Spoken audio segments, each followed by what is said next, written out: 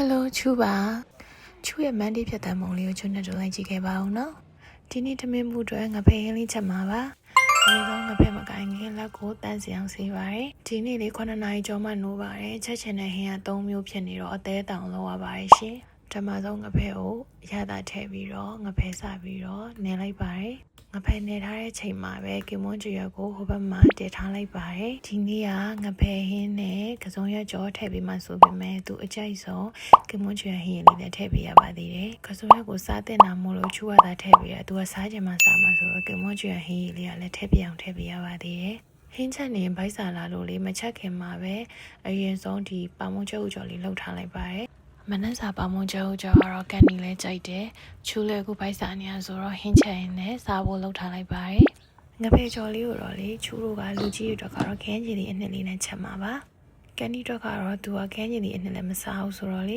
ငဖဲကျော်ရဲ့ကစုံရက်ကျော်လည်းအရေးလေးနဲ့ပျော့လေးကျော်ပေးလိုက်ပါမယ်ပြီးတော့ကင်မွန်းချွန်လေးထည့်ပေးလိုက်မယ်စိတ်ကူထားပါတယ်ဟင်းချက်နေနဲ့ပဲမိုးရအသေးတောင်ရွာချလာတာပေါ့နော်ငငယ်တော့လိုပဲចောင်းပိုးကန်နေတို့ចောင်းကျိုးကန်နေတို့ဆိုမိုးရွာတာထုံးစံလို့ဖြစ်နေပြီတကယ်ចောင်းပိုးပြရနဲ့ဒီနေ့တော့မနက်စာကိုထောင်းမှပဲစားပါတယ်ဒါတော့ဒီနေ့မှဖြစ်ခဲ့တဲ့မနက်စာလေးပါစမူစာရဲ့ခောက်ဆွဲတုပ်ရဲ့လက်ဖက်ရဲ့ချူကတော့စားနေကြပြီပလာတာတုပ်ပဲစားပါတယ်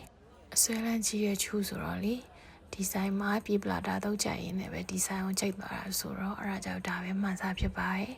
ခောက်ဆွဲတုပ်လည်းကြိုက်တယ်ဆိုပေမဲ့ပြီပလာတာတုပ်ကတော့လုံးဝအကြိုက်ဆုံးမလို့ဒါပဲမှစားဖြစ်ပါတယ်ပြီးတော့ကန်နီလေးကိုကြောင်းကြိုပြီးတော့သူ့ဘာတော့ရင်ခဏဝင်ပါတယ်မနက်ကလူကြီးတွေတော့ငဖဲကိုလေးမချက်သွားရဘူးဘောနော်အချိန်မရတာနဲ့အဲ့ဒါကြောင့်သူ့ဘဘာတော့ရင်ပြန်လာတာနဲ့